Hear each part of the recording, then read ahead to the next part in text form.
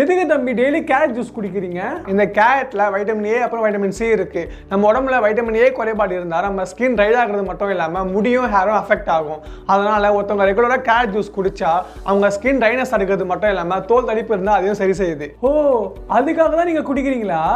ஆனா இப்பெல்லாம் நிறைய பேர் சிஸ்டம் ஒர்க் பண்றவங்களா தான் இருக்காங்க. அது மட்டும் இல்லாம மொபைல் போனை ரொம்ப நேரம் யூஸ் பண்றாங்க.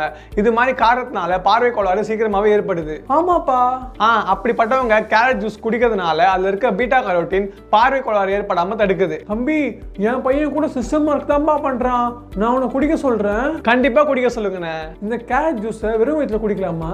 தாராளமா குடிக்கலாண்ணே. இது மாதிரி குடிக்கிறதுனால மேல சொன்ன எல்லா பெனிஃபிட்ஸும் கிடைக்கும்.